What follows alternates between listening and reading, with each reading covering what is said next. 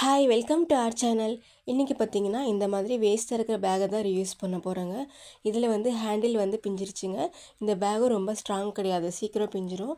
இந்த மாதிரி தூக்கி போடுற பேக்கை வந்து நம்ம எப்படி ரியூஸ் பண்ணலான்னு தான் காமிச்சிருக்கேங்க. இதில் வந்து இப்போ நான் காமிக்கிற மாதிரி இந்த சைடில் வந்து கட் பண்ணி எடுத்துக்கலாம். இந்த பேக்கோட இந்த சைட்லேயும் அப்புறம் இன்னொரு சைடு, ரெண்டு சைட்லேயும் வந்து கட் பண்ணி எடுத்துக்கோங்க.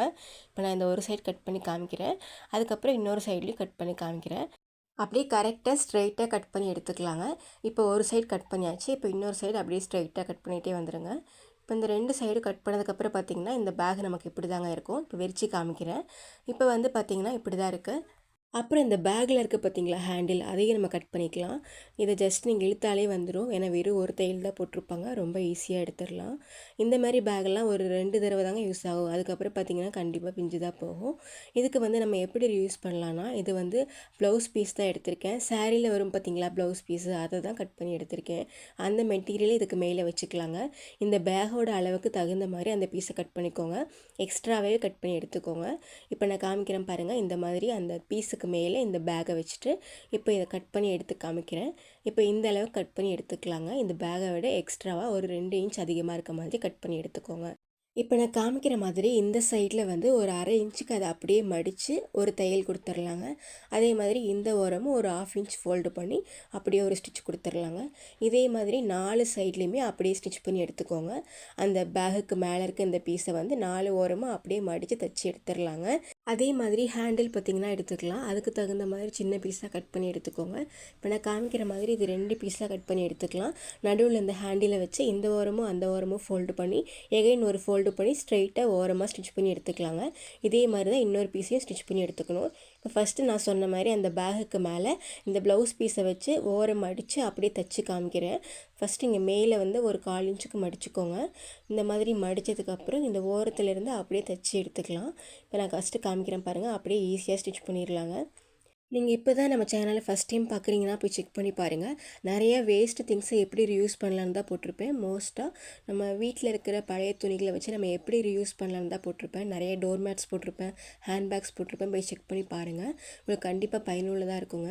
இப்போ பாருங்கள், நான் ஃபஸ்ட்டு இந்த ஓரம் தைச்சி காமிச்சிருக்கேன். இதே மாதிரி 4 ஓரமும் அப்படியே ஸ்டிச் பண்ணி எடுத்துக்கலாம். உங்களுக்கு துணி வந்து வழுக்கிற மாதிரி இருந்ததுன்னா நீங்கள் பின் பண்ணிவிட்டு ஈஸியாக ஸ்டிச் பண்ணி எடுத்துக்கலாம். இப்போ இந்த 4 ஓரமும் ஸ்டிச் பண்ணி எடுத்தாச்சு.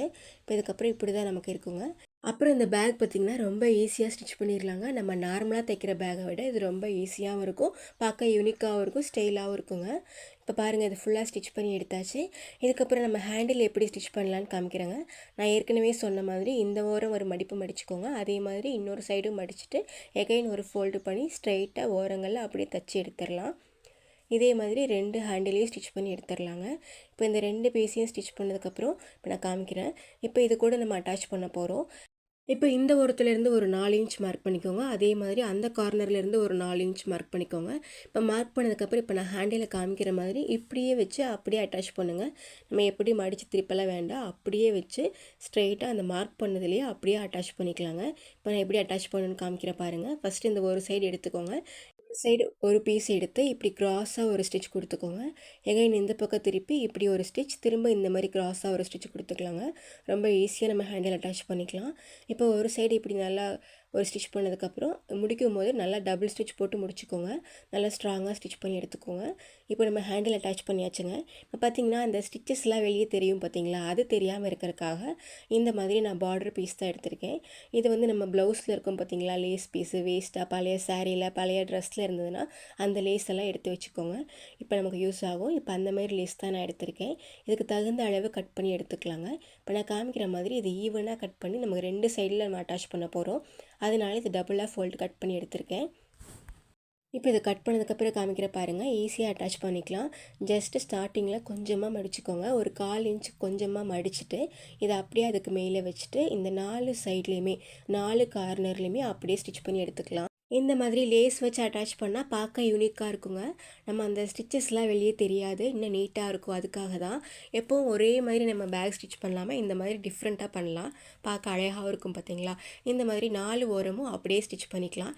இப்போ ஒரு சைடு நம்ம ஒரு 1/4 இன்ச்சுக்கு மடிச்சிருந்தோம்ல அந்த லேஸை, அதே மாதிரி இன்னொரு ஓரமும் அப்படியே ஃபோல்டு பண்ணிக்கோங்க. அந்த பிசிறு வெளியே தெரியாமல் இருக்கிறதுக்காக அதே ஒரு 1/4 இன்ச்சுக்கு மடிச்சுட்டு மீதம் இருக்க அந்த சைட்லலாம் அப்படியே தைச்சி எடுத்துக்கலாம். இப்போ இந்த 4 சைட்லேயும் நான் ஸ்டிச் பண்ணி காமிக்கிறேன். இப்போ இந்த ஒரு சைடு ஃபுல்லாக நம்ம ஸ்டிச் பண்ணி எடுத்தாச்சு. இப்போ இதை அட்டாச் பண்ணதுக்கப்புறம் நமக்கு இப்படி தாங்க இருக்கும். ரொம்ப ரொம்ப ஈஸியாக தைச்சிடலாங்க. இப்போ பாருங்கள் அட்டாச் பண்ணியாச்சு. இதே மாதிரி இன்னொரு சைடும் ஹேண்டில் அட்டாச் பண்ணி அதுலேயும் நம்ம லேஸ் வந்து அட்டாச் பண்ணி எடுத்தாச்சு. இதுக்கப்புறம் பார்த்திங்கன்னா இதோட நல்ல சைடு வந்து உள்ளே இப்படி திருப்பி எடுத்துக்கோங்க. திருப்பி எடுத்துகிட்டு இதெல்லாம் கரெக்டாக அலைன் பண்ணி வச்சுக்கோங்க. 2 ஹேண்டிலும் ஈவனாக இருக்க மாதிரி பார்த்து வச்சுட்டு கிளாத் எல்லாம் கரெக்டாக இருக்க மாதிரி பார்த்து வச்சுட்டு இந்த சைட்லேயும் இந்த சைட்லேயும் 2 ஓரங்கள்லேயும் மட்டும் நம்ம தையல் போட்டு எடுத்துக்கலாங்க. 2 சைட்லேயும் நம்ம ஸ்டிச் பண்ணி எடுத்துக்கலாம். இப்போ கரெக்டாக ஈவனாக எடுத்து வச்சுக்கோங்க. ஈவனாக வச்சுட்டு இப்போ இந்த கார்னரில் ஒரு ஸ்டிச் கொடுத்துடலாம். அதே மாதிரி அந்த கார்னர்லேயும் ஸ்டிச் பண்ணி எடுத்துக்கலாம். துணி வந்து தைக்கிறதுக்கு முன்னாடி நல்லா கரெக்டாக ஈவனாக இருக்கான்னு பார்த்து எடுத்துக்கோங்க. ஏன்னா நம்ம ஸ்டிச் பண்ணிட்டதுக்கப்புறம் கொஞ்சம் கோணல் மணலாக இருந்தால் பேக் பார்க்க நல்லா இருக்காதுங்க. அதனால் ஈவனாக இருக்கான்னு பார்த்துட்டு அதுக்கப்புறம் நீங்கள் ஸ்டிச் பண்ண ஆரம்பிங்க. இப்போ ஈவனாக எடுத்ததுக்கப்புறம் இந்த ஓரத்தில் கரெக்டாக ஸ்டார்டிங்லேருந்து டபுள் ஸ்டிச் போட்டு ஆரம்பிச்சுக்கோங்க. நல்லா ஸ்ட்ராங்காக ஸ்டிச் ஆகணும். அதுக்காக இந்த மாதிரி ஸ்டிச் பண்ணதுக்கப்புறம் ஒரு ஓரம் ஸ்டிச் பண்ணிவிட்டு எகைன் இன்னொரு பக்கமும் அப்படியே ஸ்டிச் பண்ணி எடுத்துக்கலாம்.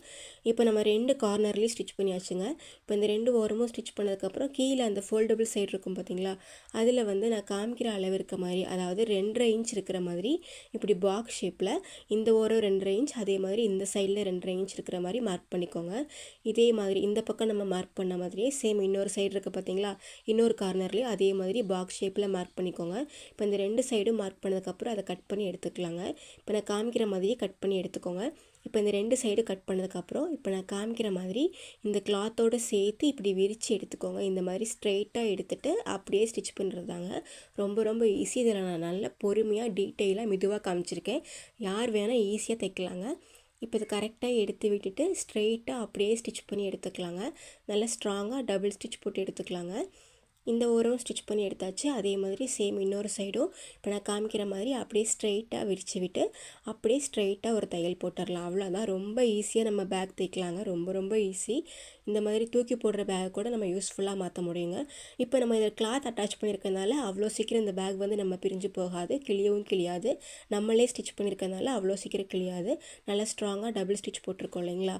இப்போ இதோட நல்ல சைடு வெளியே திருப்பி காமிக்கிறேன் பாருங்கள். அவ்வளோதான். நமக்கு சூப்பராக ஒரு பேக் ரெடி ஆயிடுச்சுங்க.